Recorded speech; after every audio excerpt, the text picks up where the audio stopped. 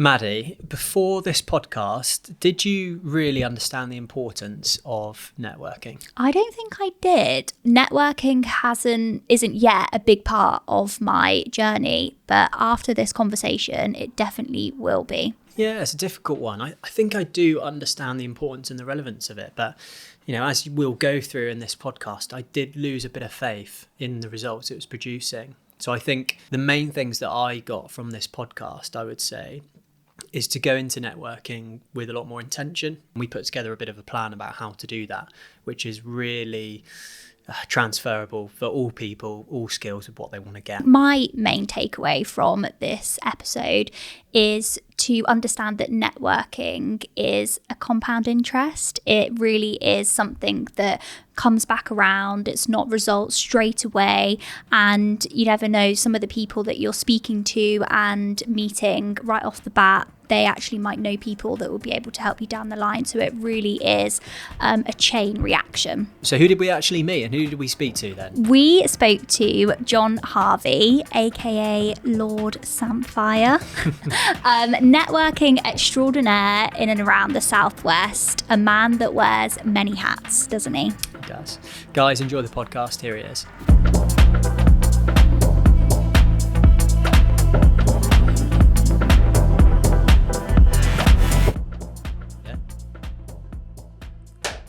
That's a good clap.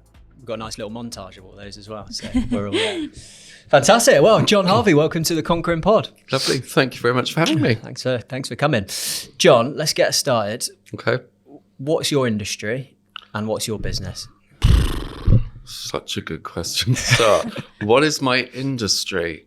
I don't fall into any particular category. I mean, I'm predominantly known as a networker. So I have built a business around networking. Mm-hmm. So if you said, what do I do? I look after my members, support them. I also freelance consult. So I will be invited in to do in-house training for law firms and things like that on networking training, BD training. I get invited to speak at events. I'm an author. So I wear hats, basically. Yeah. A lot of hats. A lot of hats. Yeah. And between you and me, what do I really do? I drink coffee a lot. Yeah, fair enough. So the networking side of things, I think, like you say, that's sort of maybe stereotypically what you're known for. Yeah, sort of out and about there. What sort of percentage of that is your time sort of divvied up with that sort of thing? Do you know what? This is going to sound... A lot of what comes out of my mouth might sound a little wanky, but it's just the way it is, okay? I don't have any demarcation between work and personal. Okay. It's just I'm awake or I'm asleep. So when I'm awake, everything revolves around networking. But it can be as simple as, going to stay at a pub last night to talk to them about stuff. So...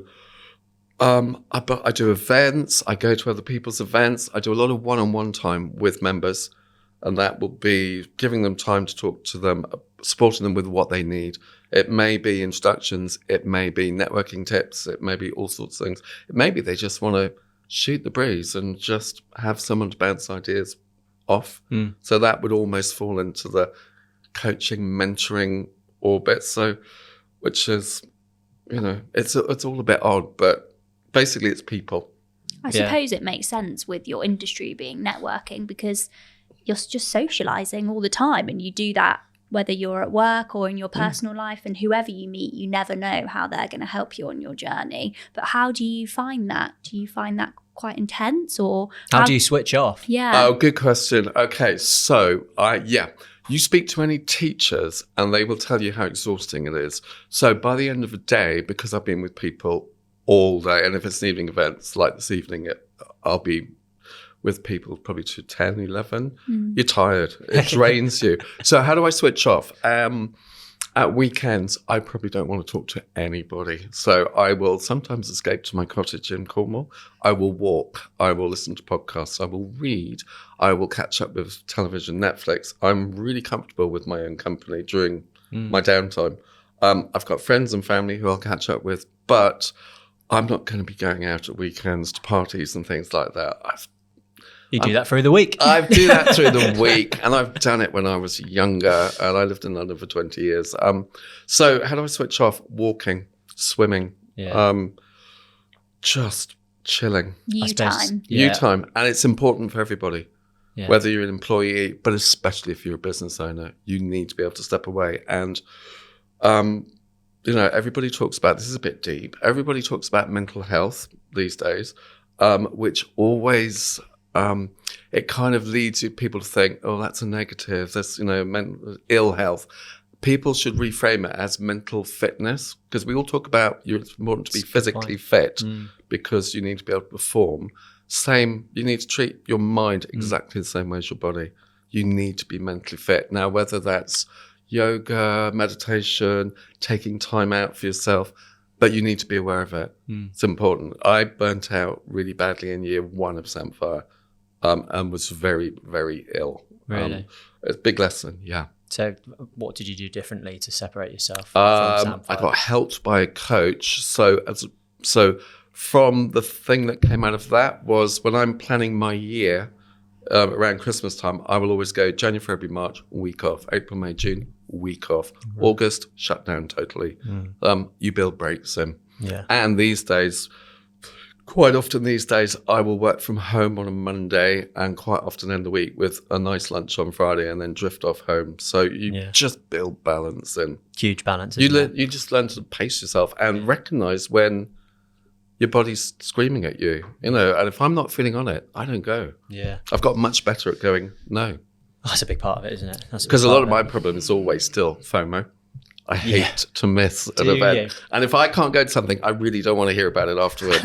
I'm the opposite. That drives me mad. I love missing out, that sort of stuff. So, John, I want to talk to you. Let's put your networking hat on. Okay. So we'll talk to you as a networker. Okay. My experience recently with networking, I don't feel like I've got anything from it. Okay. In my position that I'm in at the moment, I should definitely be networking a lot more. Okay. I feel like I went for a phase of networking. Maybe I did get things from it indirectly in terms of contacts, that sort of stuff. But maybe the last 3-4 years, I don't feel like I've done any networking that's been worth it. Especially in Exeter, I rock up. Which is a village. Tiny. Same old people, same old faces. Haven't really got many sort of direct results from it. Might have done a little bit later on down the line. Yep. What would you say to me that I'm doing wrong? What would you say? I would ask you one question straight away, because I hear this a lot on my travels one question would be, do you have a networking plan that is written down and measured and reviewed? And my answer to that would be absolutely not. Yeah, which is very rare. I mean, very few people do. And the second question would be, are you being strategic with it? And the two go hand in hand. Because you're right, the most common thing I hear is, John, I network really hard. I don't get anything from it. And it's, what are you looking to get? Because if you're looking to get sales and things, that's not what it's about at all. It is a slow burn. It's about building relationships, and that takes time. I've been networking professionally for over 10, 15 years. There's a difference, but at the beginning it was awful. It's really hard, but you need to employ some strategy. What are you networking for? If it's about business development and I want to build a business, fine, start at the back end. Who are your clients? Who would you like to work with? If you're telling me I want to work in the food and drink sector, fine, you should be networking in that sector, at their events. You should be all over that sector. You should become a familiar face within that sector. I'm not expecting you to know that from scratch, but somebody like myself could guide you into that sector. But, it depends how specific you want to be. But if you want, and also the other thing is business owners or decision makers, on the whole, don't go to mainstream networking events. They're too busy. And they don't want to be pitched at by lawyers and accountants. Yes. Yeah, I get that. So a lot of the really good networking is always hidden. You never know what's going on unless you're in the room. Okay. So let's take me, for example. Okay. And if I want to grow the business, more sales, that sort of stuff, what would be the first 3 things I should do, very simply, to start implementing a networking plan? I would sit down. I would help happily sit down with you and go, right, let's make a networking plan. What are you networking for? Who do you want to meet? Are there people who talk about pipelines, funnels, prospect lists? I always want people to share that with me if I'm working with them. Share that with me, because I will probably know most of them, and I can probably introduce you to most of them. Sometimes it's as simple as an email.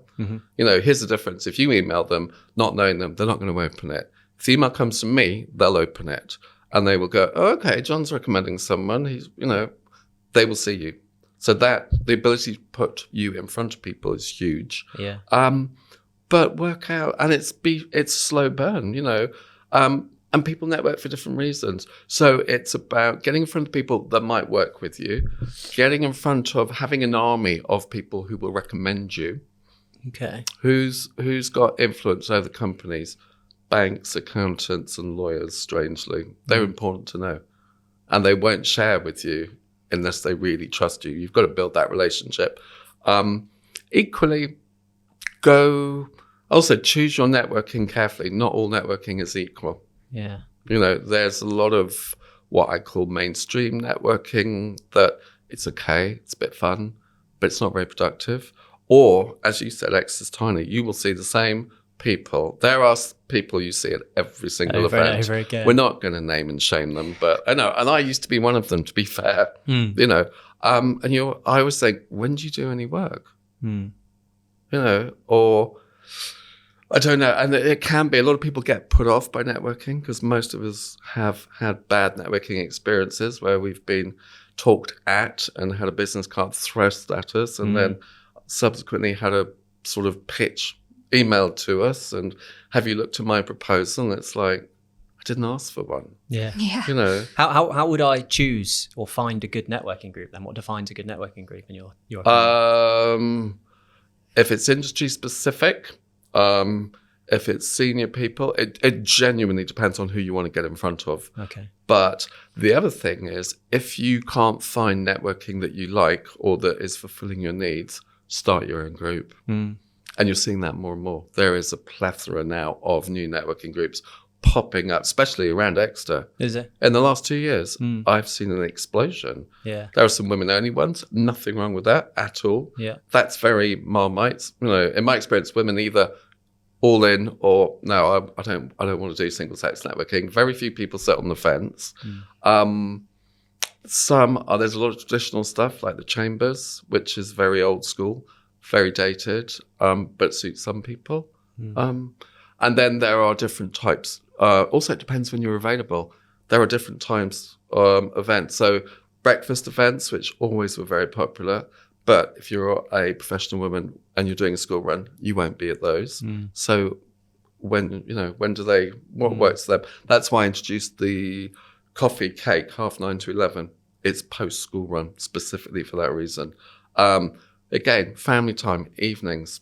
It sounds like you almost have to maybe do a little bit of networking to find your networking To find your group, Start. yeah. I think you should. If you haven't done any, dip your toe. Go and try all sorts of different stuff and find out what you like. You'll get we can say this. You'll get the vibe. There is a vibe. Yeah. I have a 21-year-old niece. Uncle John. We're vibing. It's all about vibes. It's all about vibing. Because I talk, it's all about connection. And I now go, it's vibing. It's all about the vibe. It sounds like it's a lot to do with, it's not what you know, it's who you know in for the life. Networking world. Well, yeah, I suppose that's in why life. You network. That's why you build a network. And whether you are, I would teach this in school. I do go into schools and universities. A network, if you invest in a network, treat it, think of an allotment. Yeah. Just look after it every day. It will look after you for life. And in your network, you should have a builder, a plumber, an electrician, for instance. But everything in business should be trust your network. Yeah. I've got a problem. Put it out to your network. Someone will know. Someone has the answer. Sounds like I've been maybe approaching it, which I think probably a lot of other people will be, that I'm going there to get immediate direct results there and then. Yeah, you'll get frustrated and you'll get disillusioned because it doesn't work like that at all. And I think maybe the results, it's probably quite similar to marketing. They're not always sort of direct right there and then, but it's maybe off the back of a recommendation from a job. Yeah, one of my biggest, not challenges, one of the things I love the most is if I get in front of a finance director, they'll go, John, we don't really get much from this networking shit. And obviously, if we're going to get involved with you, I need to see an ROI. Because they're obsessed with ROI. They're numbers. Yeah, numbers. And I go, it's more nuanced than that. If I said to you there really isn't any ROI on networking, you're going to get really queasy. I would prefer to talk about return on relationships and return on engagement. And you can't put those in your spreadsheet, by the way, so you're going to get really queasy now. But if you then bring on a client my way, which will be slower, it's probably going to be a client for life. And then if I start talking about lifetime value of a client, you'll get excited again because you can put that in your bloody spreadsheet. It's just building. I said, and equally, if this company, we've networked, we've met them, they haven't given us any work yet. So in your terms, it hasn't paid off. But on the other hand, they've given us this client. They've referred that client. How much has that client spent with us? That needs to be in their plus column because that's where it came from, which is why you measure it. And equally, you review it. I think everybody should review their networking activity at the end of the year, maybe halfway through, but definitely at the end of the year. Just be brutal. I go to these events. This is what I'm getting from them. And some will be, I really like the people. I don't get much, but I really like people. That's okay. But be prepared to mix it up. And the further afield you're prepared to cast your net, the better. Because if you think about, take Exeter as an example, all the people you will meet in Exeter, their networks will be very similar. We all know the same people. But if you get to people on the extreme of your network, if you go to an event where you don't know anyone, you be brave, all of those people, their networks, brand new fields of opportunity. Yeah. It's a concept called the power of weak ties, but go to the edge of your network and be brave. You know, it's fun after a while. Yes. I've got another scenario for you, Okay. John, in the networking world. I suppose it's my scenario, my journey in networking.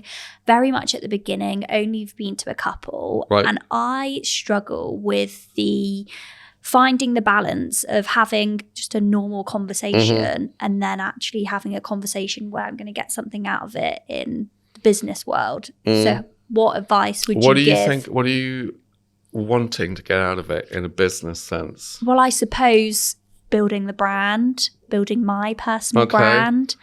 I would say if you go to an event and you meet someone at an event, your first thing is, do you connect with them? And you'll sense it, you know.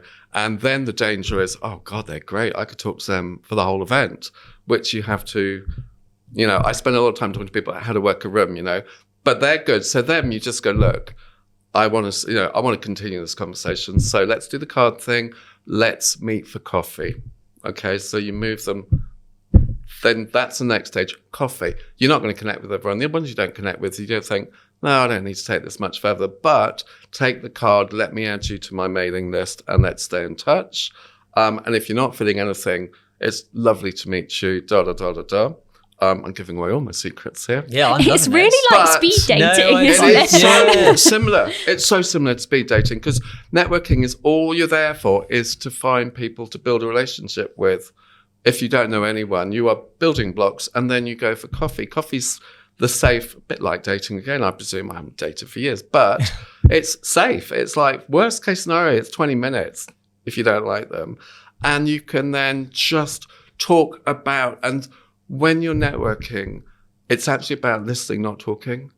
Find out as much as you can. And when you find what interests someone, you'll know because they won't shut up and they'll light up like a Christmas tree and you just let them run. But you listen and you make notes afterwards. This is something else I am known for because I share this with people is if you went into my phone, into my contacts and you pulled out a contact and you went to the notes section, there would be all sorts of information, starting with where and when we met, kids' names, the whole lot. Brilliant. And every time this is when you get more confident, but every time you meet someone you know at an event, just subconsciously try and come away having gleaned one bit of information you didn't know about them. So, for instance, I was speaking at this conference a month or so ago, and I was talking about the power of voice notes. Because if you send a text message, it just has no context. I mean, you can read it. But if you send a voicemail, you can play with your voice. Equally, they've got to open it to read it. So that's cool. And one woman, went, John, just to let you know, I hate voice notes. I never open them. And I went, good to know, because I'm now updating you in my phone. You don't like voice notes. You never get another one from me, dear, but that's fine. It's like, You know, or are they a celiac, or are they a vegetarian, or are they a vegan? You know, you need to, it's just useful to know. I think what you've just said, I've just really been thinking about it. And it might lead us on to another question, but do you go into networking and go up to, say, Maddi and start talking to Maddi? What do you do? What do you do? What about your business? The killer question. That's the thing. Horrible. So would I go up to Maddi and ask and get to know Maddi? Yes. Because I don't know if I'm answering this question, but also adding another question to it. Surely networking must have changed so much in the last 5-10 years with the presence of maybe LinkedIn, because initially you would give them a card. But now you don't necessarily need to even talk about business. Now the phone's just mate. And they go, let's do the LinkedIn thing. And I go, it's okay to a point. Yeah. What it doesn't give me is your phone number or your email, which I find really bloody irritating. So I want that as well. I'm old school. I quite like a card. Yeah. Although I did find this new app called Hi Hello really good. It's like business cards, and that is really cool. I've shown this last week. So I still learn stuff every day. Yeah. But where were we going with this? So somebody like me then, I'll rephrase the question. We put a bit of a plan together about my networking strategy. I'm going to be a bit more intentional with it. Yeah. When I go to these networking events, am I going straight in and asking people about their business, or am I building a relationship? No, you're there to build a relationship and find out about them. People will tell you. I mean, at some point, people are going to say to you, what do you do? Yeah. I mean, and that will happen in a social environment. If you meet people for the same time socially, that will come up always. So it's the killer question, and you have to be able to have an answer. I personally, in my world, I don't ever do elevator pitches. You know, the 1 minute stand up, I can't abide the things. They sound so false, and it's just like, But you have to be able to answer the question, what do you do? And ironically, I'll share this with you. I couldn't answer that question for a long time. Really? I can teach people how to answer it. It was only when I started working with my coach, the one I've got at the moment, late last year, we managed to work it out, but it took a whole session. And apparently we did a deep dive, and apparently I did want to be Mick Jagger when I was younger. Apparently. I am quite often known for long hair and not wearing shoes in summer. And we just came up with this thing. It's like, so now when I'm asked that question, I cannot, for me now, I just go, I wear hats. I said, so I'm a networking rock star. Yeah. I am a business owner. I'm an author. I'm a trainer. I'm a speaker, depending on what I'm doing at the time.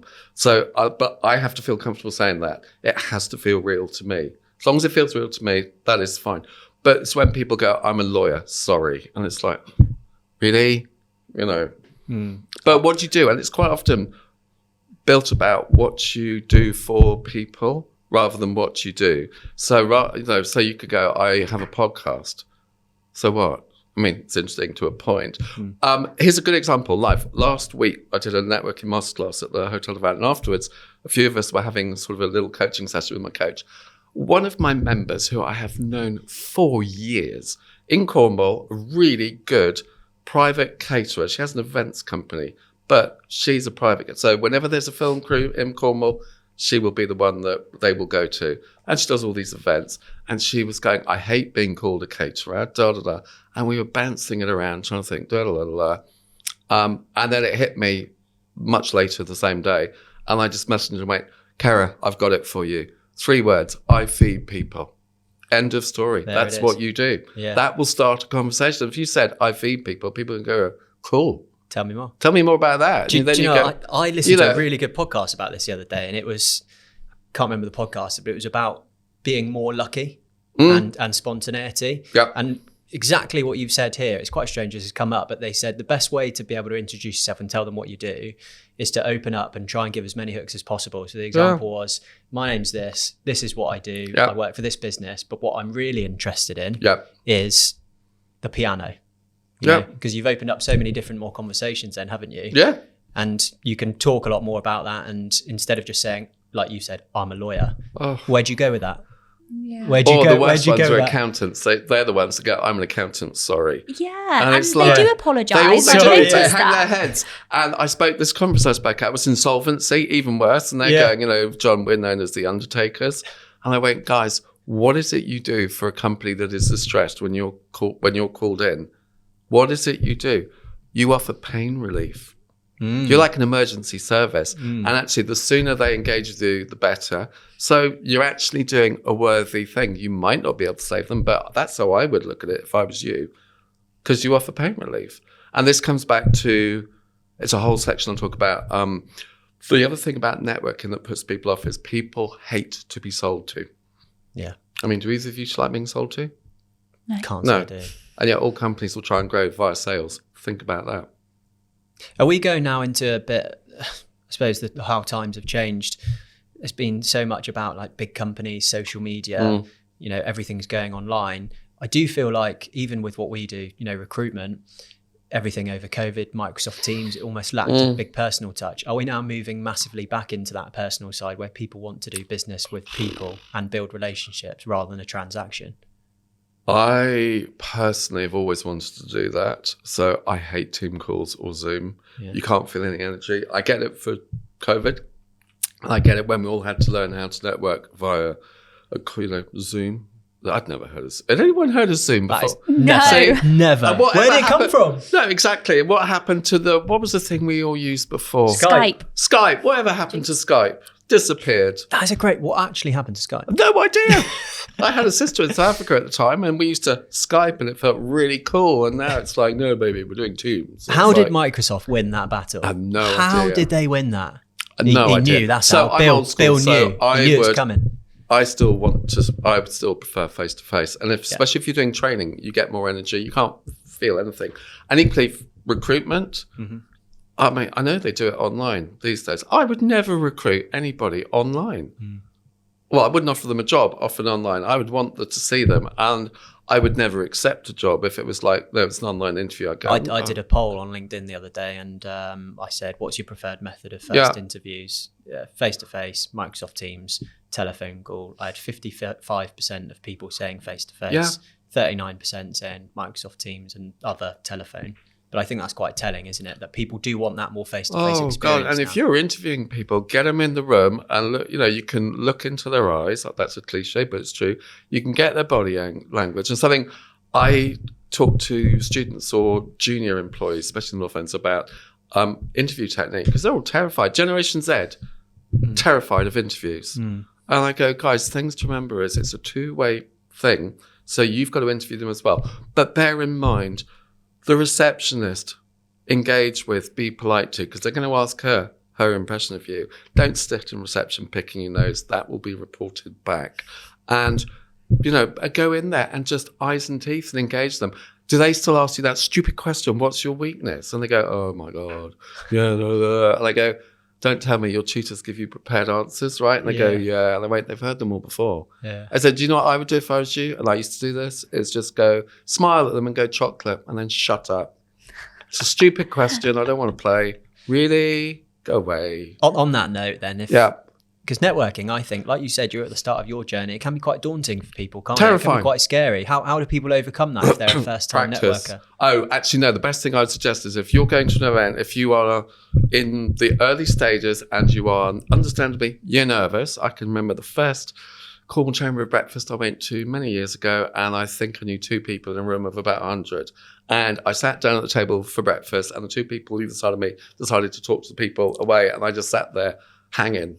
Just checking my emails, trying to look really cool, thinking, and inside I was dying. We've all been there, though. It's like first day at school. It's horrible. Like being picked last in PE. Absolutely, you are a Billy No Mates. It's like it's humiliating. It's horrible. What I would suggest is get a networking buddy. Go get someone to go with you.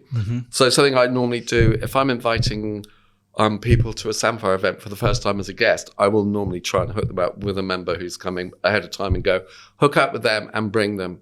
It's so much less scary when there's someone with you, like a networking wing person, I suppose. And you can work a room together much more easily. But there is no getting away from it. It's scary. Confession, if I'm going to an event where I don't know anyone, I get scared and nervous just like everyone else. And I have to literally sort of take myself aside and go, you teach this for a living, seriously? But it's scary. I think everyone still gets it. Everyone in that room will be as scared. If it's important to you, that is right. Is there much, weight behind doing research before networking events with people that you want to meet, that sort of thing? Yeah. So I do a whole section. There's a whole section. I should have brought you a copy of the book. Sorry, on how to leverage an event. So preparation, research, how to behave at the event, and the bit that no one ever does, follow up, which kind of negates if you're going to all this trouble and you don't follow up. What's the point? So preparation and research, yeah. You should reach out to the people that you've spoken to in the room.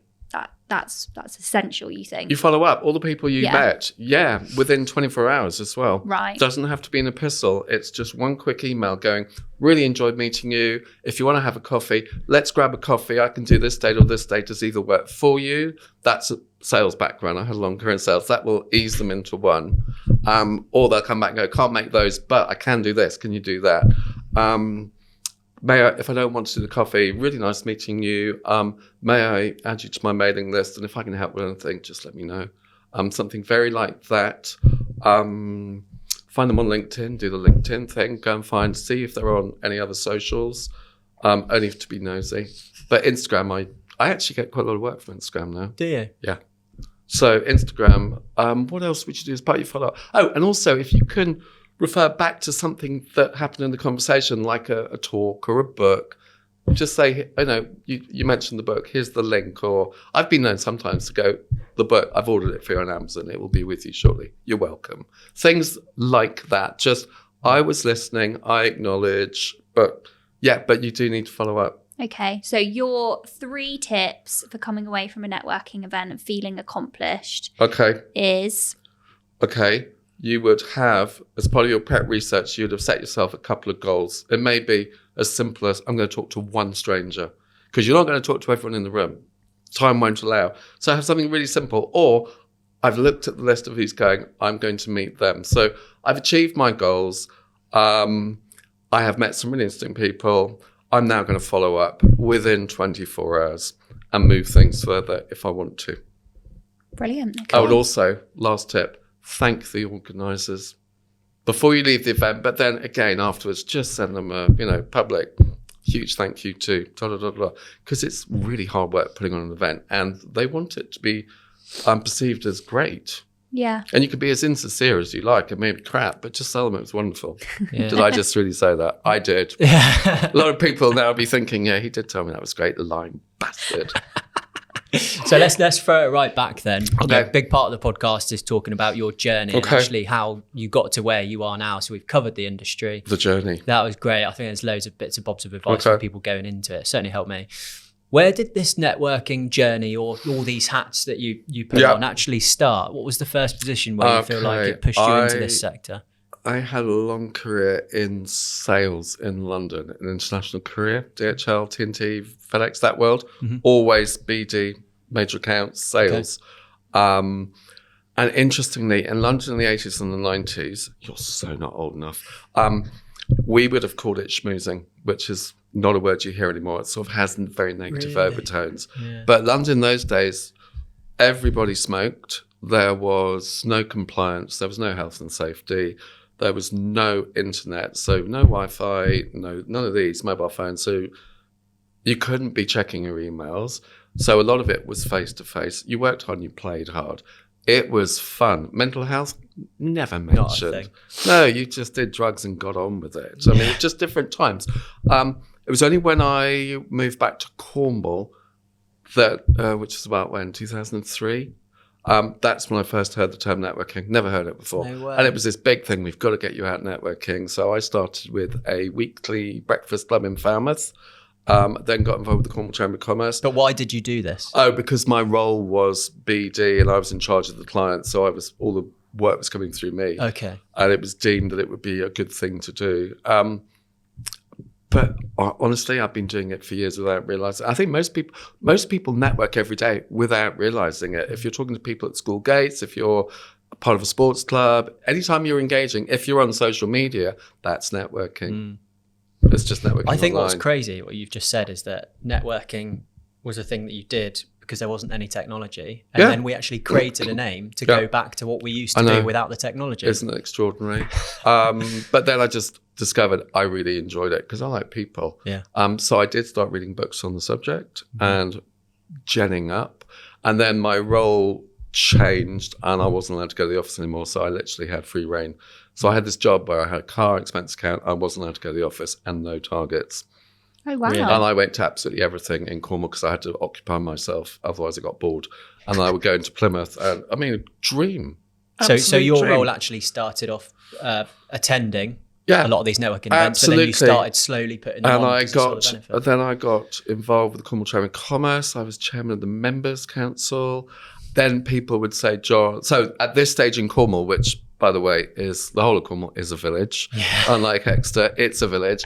So at this stage, I had a column in the business magazine, a slot on the radio. I was chairman of the Members' Council of the Chamber. I was very much part of what I term the Cornwall Mafia. So, and people would go, John, can you come and do a talk to our team? And I'd go, yes, but I need to take a day's holiday because I'm actually employed by someone. But that's where I got, and I thought, I quite like standing up and talking and then there's the universities, John, will you come and talk to the business students? Yeah, that's really fun, I would still be doing that if fate hadn't intervened. So there's always a moment. Yeah. So we'll talk about that moment in a second, but you actually were doing so much networking, and off the back of the networking and the connections you created, you built your business off the back of those contacts. I didn't. I was employed at this stage, so I was working for a company. So all the clients. But all the stuff that you did outside, where you had to take the day off to do all this sort of stuff, that's the start of your business. Yeah, it was the start of the idea. Yeah. Because at that stage, I had never envisaged working for myself. It was never my plan to set up on my own, ever. I was lazy. Yeah.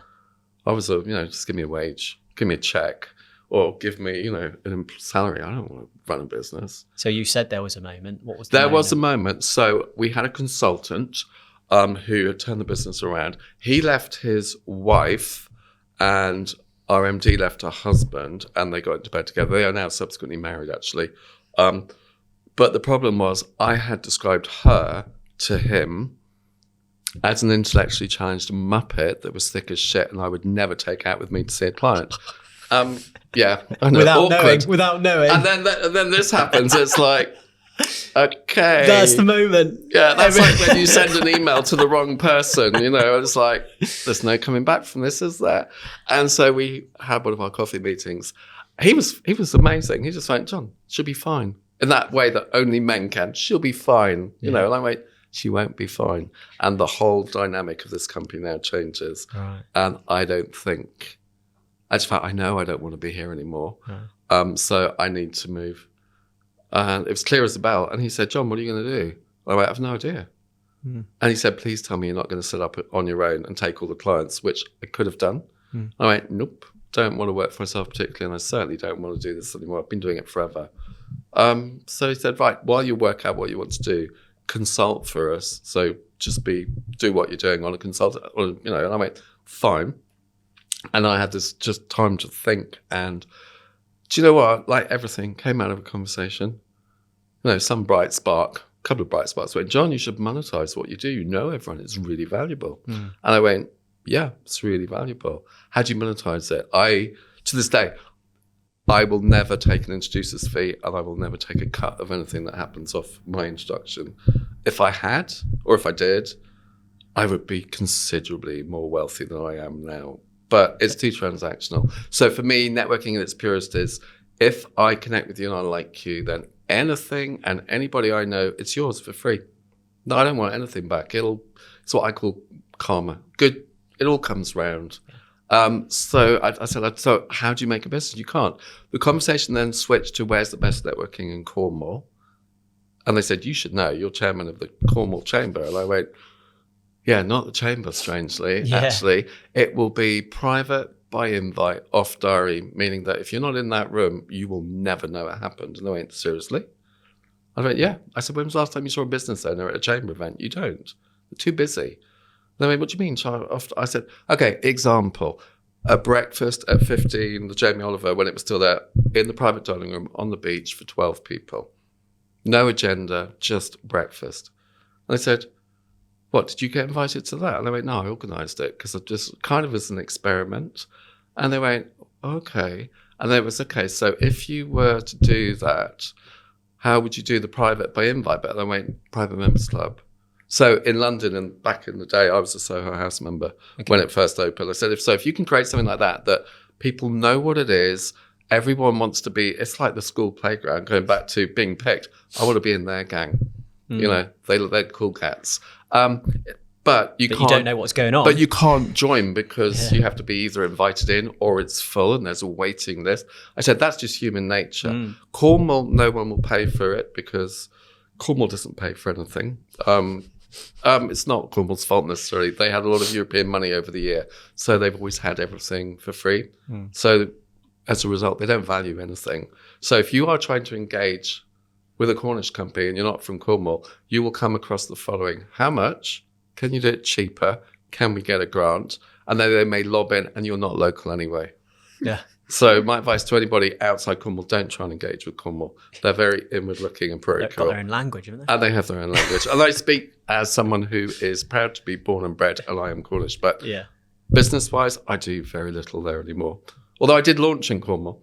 But getting out of Cornwall was one of the most important steps on my journey. So that was the catalyst.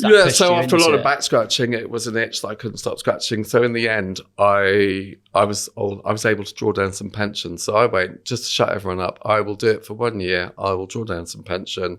And these are the words I used. And when it fails, I will get a proper job. It'll be like a gap year. It'll be a bit of fun. What was your first event? The launch party. That was excellent. Tell us about that. Or it was in a private space in Truro, and we had Snorthall Brewery doing the beer. We had one of those Argentinian barbecues, with the big triangle where they put a whole sheep on it, that kind of thing. Nice. We had really nice, cool cake from one of the cake. She's still a member, actually, one of my cake members. We had pretty much a free bar.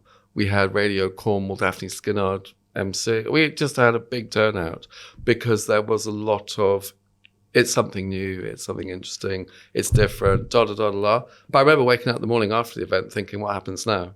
I had not prepared for what happens next. So had I got some events lined up? No. Could I invoice anyone? No. I didn't have a clue, which is why I burnt out. So you set this whole event up off your own back? No, I got help from a couple of wedding planners. You invited everybody. How many people came? How many people? Probably 150. So that's a big old event, isn't it? There's a lot of people in the same room. Because Cornwall's a village. Did you charge them? No. No, it was a launch event. This is free. Come along and see what all the fuss is about. Yeah.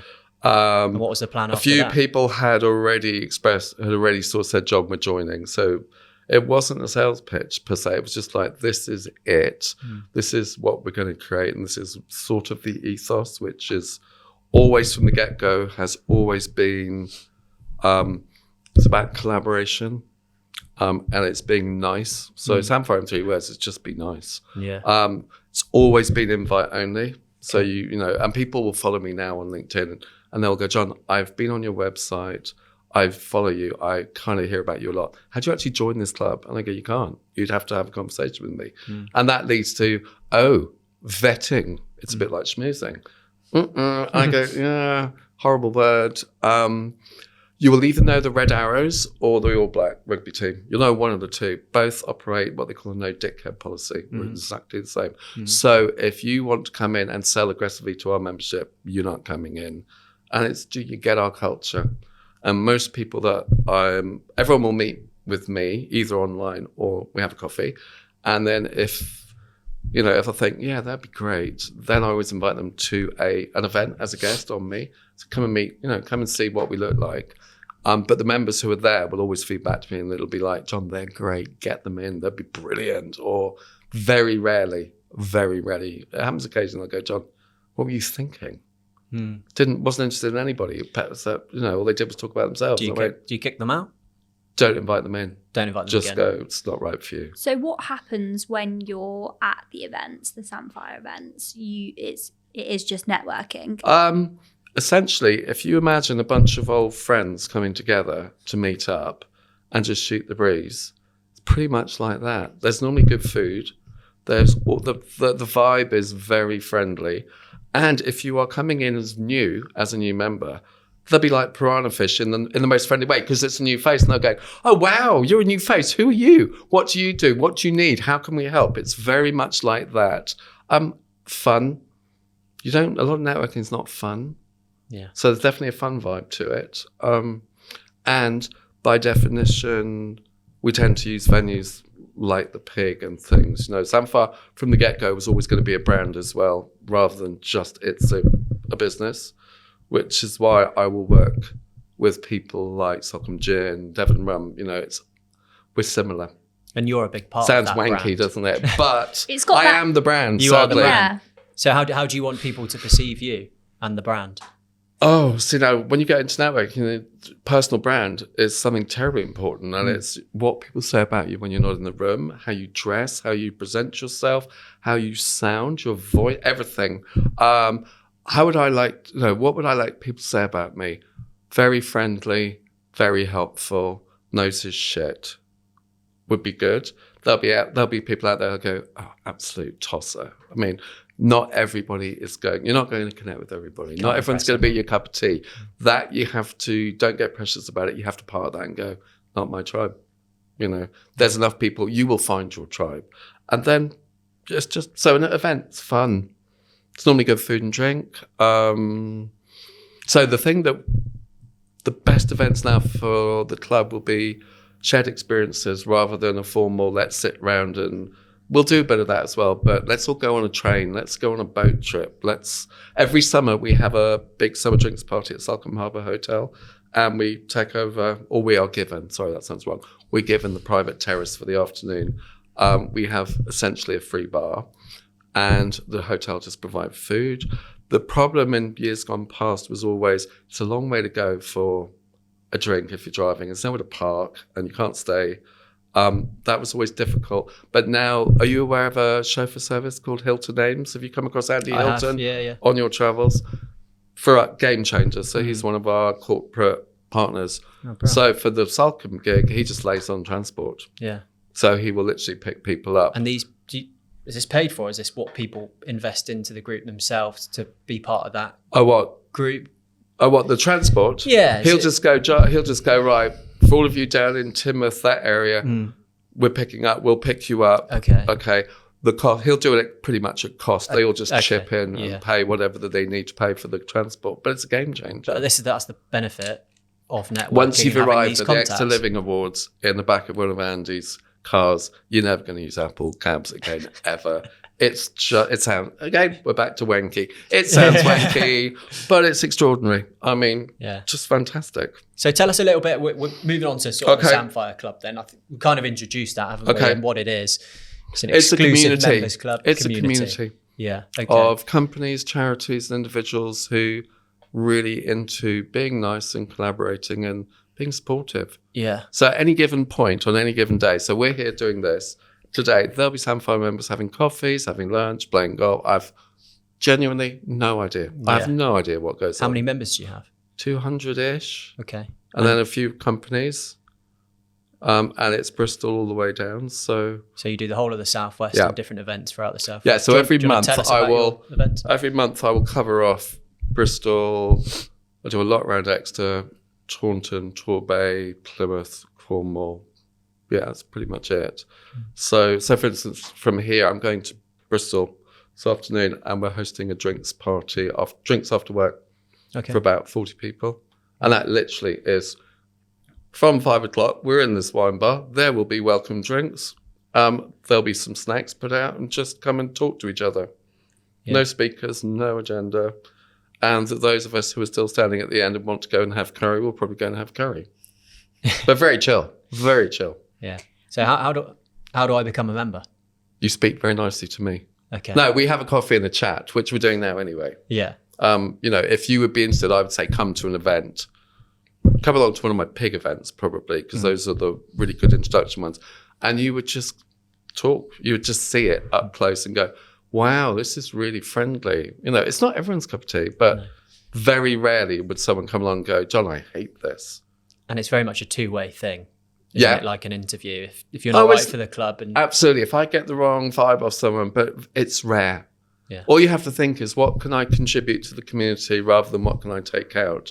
And that should be one of your basic approaches to networking. What can I do to help these? So if I met you at an event for the first time, we were chatting, subconsciously, And it would be automatic now. It would be, what do I know and who do I know that would be really helpful for you? Whether I choose to act on that would depend on whether we connect. But if we did, and you're going, no, I'll go, oh my God, I need to introduce you to so-and-so. They'd be great for you. No, I'll do it now. Well, I remember, I'll do an email. Or they're over the side of the room. Come with me, Maddi. We're going over to meet them now. Come. So I've done a lot of that. And then people go, he's batshit crazy. Or I'll go, what do you mean you don't know them? How can you not know them? Serious, everyone knows them, Yeah. And it's like, but because I do it all the time, to me it sinks in. And then I have to remember that other people have real jobs. So networking is sort of an ancillary, whereas I don't have a real job. So what is the best connection you've ever made? Have you got a big success story that springs to mind? One springs to mind. I wouldn't say it's necessarily the best, but it's a nice one. So there is a rum company down in the South Hams called Hattier's Rum that it's now a B Corp, and it's a really nice chap. It's been a member for a while. And at one of those early Salcombe events, he always provides us with some rum. Philip was still, he was there, and he was in his dockside shoes, and he had a big cigar, and he's very charming. And he was winding down, and he went, John, it's been great.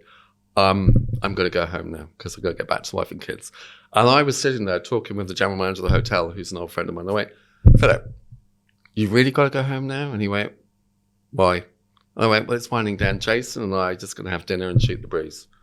I said, why don't you join us? And I had no motive at all, just be a nice thing to do. And he went, sure. And Jason's going, yeah, no, it'd be great. Join us for dinner. So we had dinner. After that, Jason then, I didn't know about any of this until after it happened. Then Jason introduced him to head office, which is up in Christchurch. And off the back of that, they are the official partner rum, and they are in every single harbour hotel.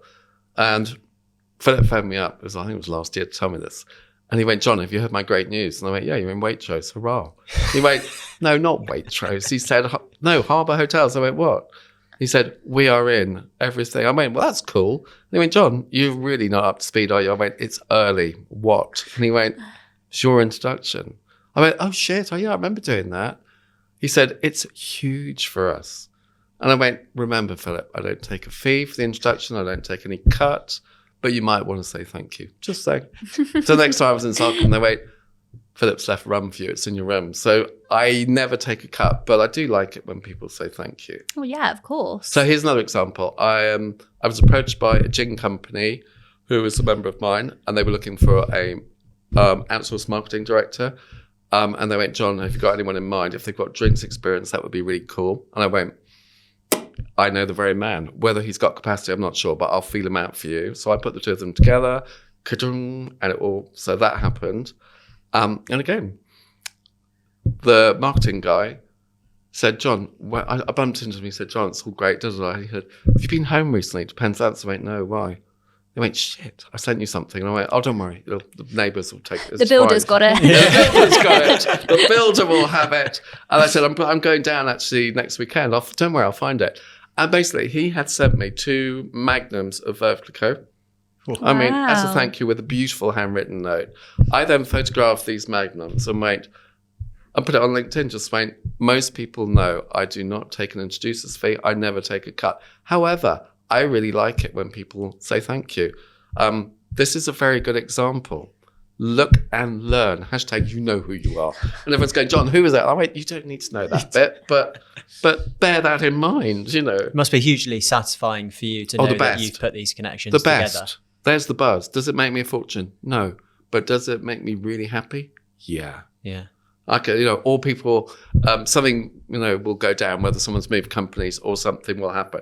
And people will go, John, did you have a hand in that? Or did you know about that? And I went, yeah, I've known for months. And they went, might have. Seriously? You're the most indiscreet person ever. How did I said, oh, you have no idea how hard it was to keep that quiet. But yeah, of course I've known. Yeah. Or I will get, if recruitment, your world, if people have a gap, I'll quite often get called because rather than go through a recruitment company, it's just like, my view is if your network's good enough, you shouldn't need a recruitment company anyway. Mm-hmm. It should be, who do we all know, especially if it's a team, who do we know between us that would really fit into our team? Mm. They're probably working for someone else. So who do we know? They'll be really good. Let's ask them, see how happy they are there. Let's just quietly, Another big fancy hat of yours is you're a connector, Yeah. aren't you? Yes. I quite often refer to myself as a super connector. Super. Okay, yeah, you took it that one step further there. Well, in my book, I talk about the power of super connectors. So if you as you're building your network, if you can have a sprinkling of super connectors in there, they will accelerate the process. They're just good people to know. And you all know these people. They seem to know everybody. So you find them hospitality, PR, journalists, charity fundraisers. Good example. They know everybody. So if you have a smattering of them in your network and look after them, take them out for lunch regularly, but they are key because they just go, John, of course I know them. I'll do you an email. So they can really help. I suppose going back to like your best connection as well, there must be so many things which you actually don't know about that you have hugely influenced as well. Hugely. And it's quite frustrating because if you were someone who was going, John, can you show me the benefits of being a member, or if I was to join and that's the membership fee, where's my ROI? That's always a red flag for me. I'll go, that's not the right way to think about it. But I don't know the half of it. Every now and then someone will drop a bomb on me and John, we're collaborating together now. Since we met at your thing, we've generated over 100 grand's worth of business. And I go, for a membership fee of 500 quid, I think I've lost. Hurrah, you're welcome. Whatever. But, no, I don't know half of it. What's the biggest stuff you've done, the most impressive stuff you've done, or the stuff you're most proud of? Or I like some of the parties, so that makes you sound like a party boy. I did a networking. I did a networking masterclass last week, a morning at the Hotel de Van. Never done one before. I don't know why either.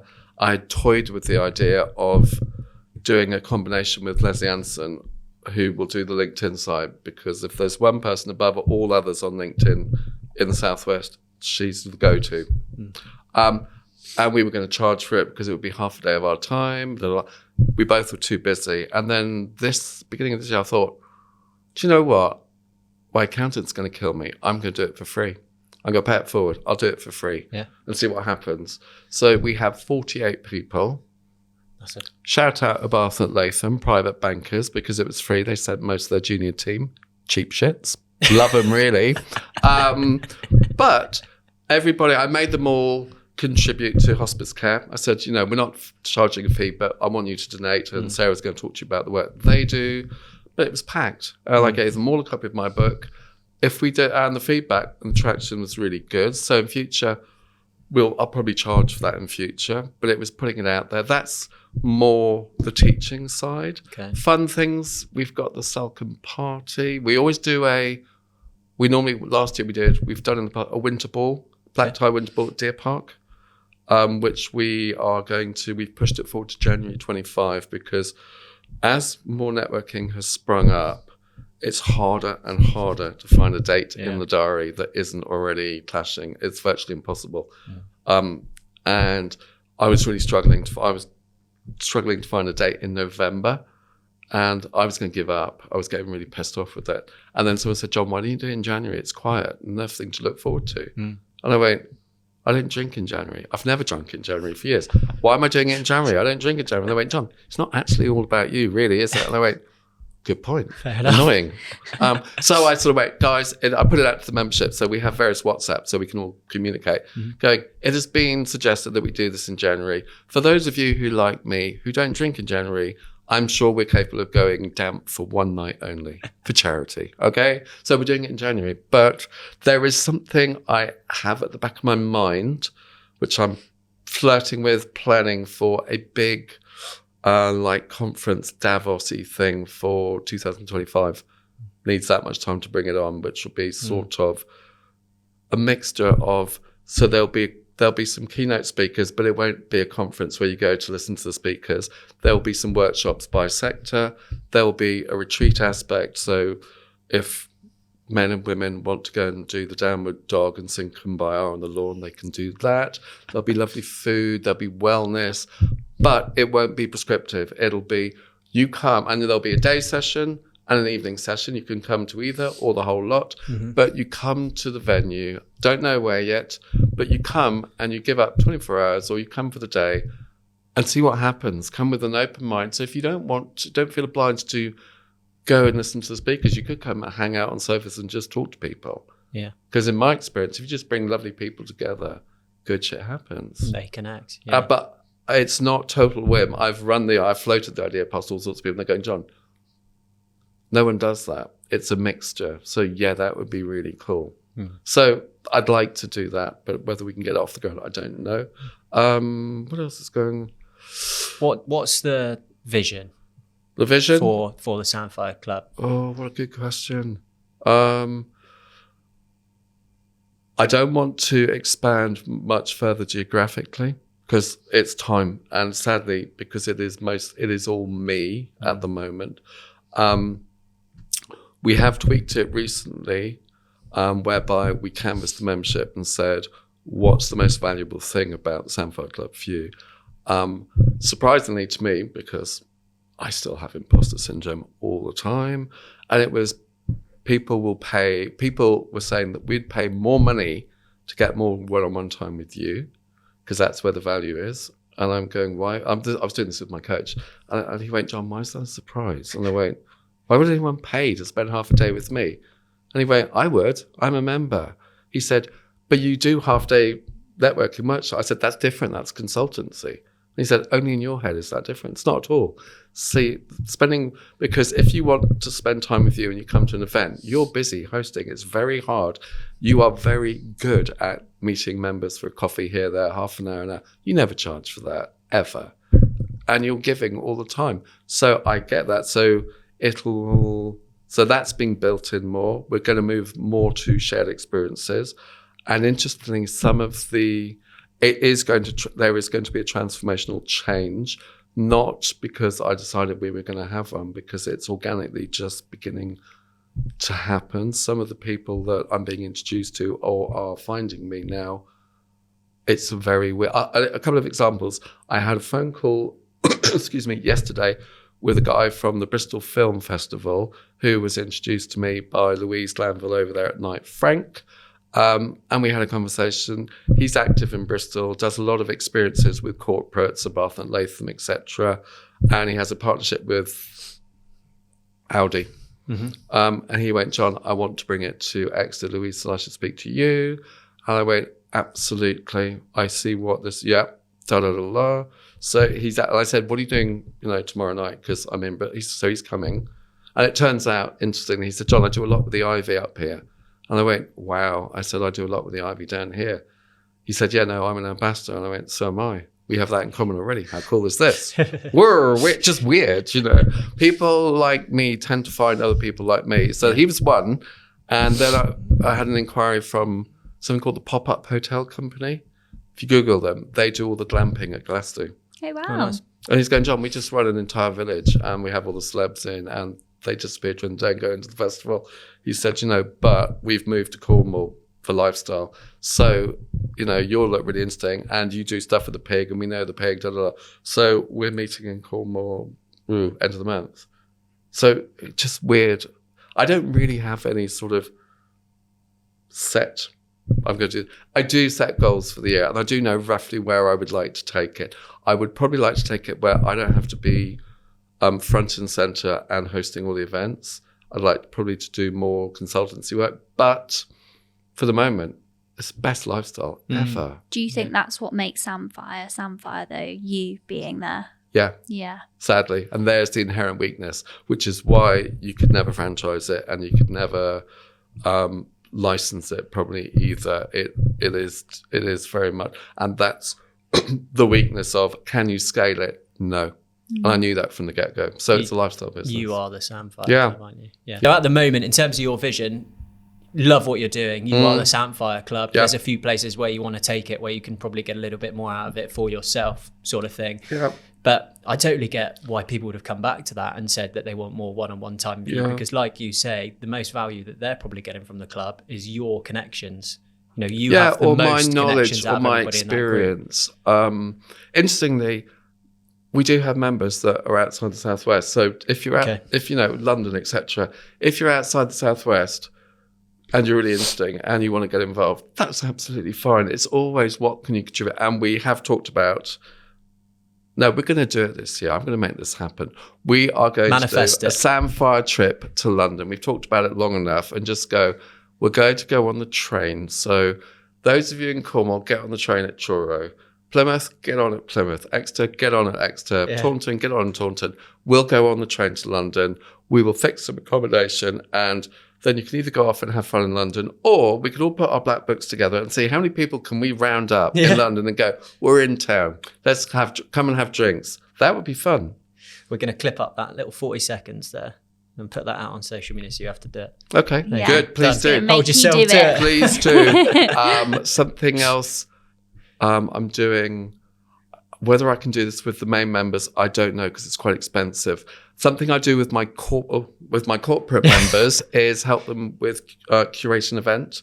So Knights PLC next door are a corporate member, and with them it's I can help you put together a little event whereby, let's say you have 10 people, bring a few clients that are going to say nice things, tell me who else you want around the table and we'll get them.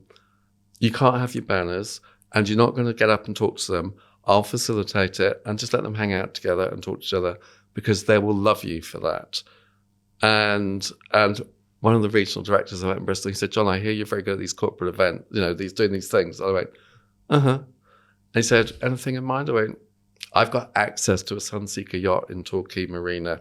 We can take 10 out on the boat for half a day. He went, you joking? And I went, oh, no, I don't joke about these things. This is serious. We're going to do this. So stuff like that is gold. You're like the James Bond of networking world. It's like, of course we're going out on a boat. It's like you could waste your marketing budget on, I don't know, doing all sorts of or sponsoring an award per se. Harriet Dixon, if you're listening, ignore that last comment. But or you could take people out on a boat. I know which is more valuable. Yeah. No. Okay, well, we've really deep dived into your journey. We have. So we want to hear about whether you think you're successful. Do you, John Harvey, think you're successful? I'm laughing because that's one of the things my coach says. John, any coach will say this to you now. What does success look like? And I just go, I call him Yoda to his face. He's lovely. He's really good. But if I'm answering a question, I go, John, how does my answer make you feel? What does success look like? For me, it's probably not financial. It's not all about the money. I'm not driven by money. And caveat, I am not independently wealthy either. That's just not what drives me. What would success look like? I think the things that are important are friends and family, health, and making a contribution. So for me, success is, am I contributing to one, the members, but the wider world as the wider world. It sounds a bit bloody pious and things, but it comes down to, are you going to leave a legacy? What I would like to be remembered for is, he was that really wacky guy, but Jesus, he knew about networking, probably. Or he loved people. Are you happy with your contribution to so networking? far? I would, yeah. I mean, there's always more, but yeah, I sleep pretty easy. Yeah. So putting all those together, do you feel successful? To a degree, yes. But, and has it happened overnight? No. Do you still have issues like cash flow? Obviously. Do you still get imposter syndrome? Definitely. But it comes down to, I know I've just thought of this. My definition of success, I think for anybody would be, if you can make a living doing something you are really passionate about, you're blessed. It's never going to feel like work. My life doesn't feel like work. I combine my loves of people, food and drink, hospitality, and I have a blast. And I help people a lot. So when you say you're successful to a degree, what is that little bit that's holding you back to say 100% yes, I am? I could have more money in the bank, but that's not necessarily a success. That's just having some financial security. I could do bigger and better. I think you always want to be you always want to keep moving. Never stop. Life's we're back to the journey, but it's a journey. You're learning all the time. You never stop learning. You can make the events better. You can do different events. So you could talk to someone in Scotland and they would, do you know John and Harvey networker? The answer is going to be no. So are you known nationally? No. But if the subject of networking comes up in the Southwest, if my name isn't in the mix, I'd be mortified. I mean, no, I'd be surprised. It normally is now. But again, people go, John, how did you do this? I go, years and years and years of hard work. Yeah. And it is, running a business is, this, hard, really hard. And I think the other thing I always like to say to people who are thinking of setting up on their own or whatever, and go, all my female friends tell me that if they knew what childbirth involved and the pain, etc., you'd never do it. And I go, starting a business is very similar. I think if you knew how hard, you may not do it at all. So you just have to, and there's never a right time either. The one thing you can't do is go, I'm not going to, a good example, my website's not going live until it is perfect. It's just like, just send it, get it live and make it up as you go along, because it's never going to be perfect. And make a decision. And it's okay to fail. Fail fast, Yeah. Was there ever a point in your journey where you felt like, yeah, I do feel like I've got it all together now. I do feel successful? Working with my coach, let's name check my coach, shall we? John Murcott out of Plymouth, really good coach, really nice guy, has probably done more to transform me in the last 6 months. He's a major change in driving Samphire to, that's a cliche, isn't it? To the next level. But I was kind of stuck. And it felt like I was in a fog. I wasn't quite sure. I mean, it wasn't bad, but it was like, and you just need someone else to bounce the ideas off and someone to hold you accountable and go, so for example, I was remortgaging and it got just stuck basically. And I was in complete denial and stuck my head up my arse. And he went, John, what's the one thing that is really bothering you? And I went, my remortgage. And he went, okay, you've mentioned this. What do you need to do to move it forward? And I went, I've got to organise a damp report. I've got to organise something. And I've got to get a certificate. 3 things. And he went, okay, in that annoying, calm voice that coaches has. So how would you do that? And I went, well, I probably just need to Google and make an email or a phone call. And he went, right, when are you going to do that? And I went, working from home on Monday. I could do that Monday morning. And he went, you love that expression, eat the frog, do the thing that you don't want to do first. Why don't you do that first? Think how much better you would feel if that's off your shoulders. And at this point, I'm just grinning going, God, you're really annoying. You know that? I said, why don't you send me a message to remind me? And he went, no, you send me a message when it's done. Oh, fuck, they're annoying. But so your coach, he's great. Did he get your business to the next level, or did he get you to the next He's level? helped me enormously, yes. So we've got rid of some of the imposter syndrome. It's still a work in progress. We've introduced new higher levels of membership, which gives people more one-on-one time with me. We've looked more at the consultancy side, and he's been extraordinary. So it's just the way I feel about me and the business is very different to even a year ago. Yeah. He's helped massively. And it's kind of that word you mentioned, manifesting, just manifest it. I know it's cliche, but so if you'd said to me 2 years ago, John, you're going to be speaking at a major conference on the speaking list, with all the other speakers, I'd have gone, that is the dream. I would love that. It happened. And do you know how it happened? I got an invite to speak with this lawyer, insolvency lawyer in Bristol, who I genuinely haven't seen for 2 years. Just emailed me and went, John, we have this big regional conference. I'm on the committee. We want someone to do a talk on networking. And I said, I know the man. He's published. Are you free? That was 2 years later. And it was like, yes. And they said, do you expect a fee? And I'm going, is this like a quick trick question? Seriously? Shut up. So we have said it, but After that, what's your definition of success? What does success look like for you? For me, being fit, healthy, and being able to, I refer to them sometimes as my flock, look after my flock, and also have fun. Yeah. Have fun. Not enough fun in the world. Yeah. Or in business. Yeah. Business does not have to be really po-faced and mega serious and suits, and enjoy it. we're back to accountants, aren't we? Yeah. Bless them. And just before we sign it off, John, you got a little name badge on today. Hold that up and Yeah. Lord Samphire. That's what you're known as.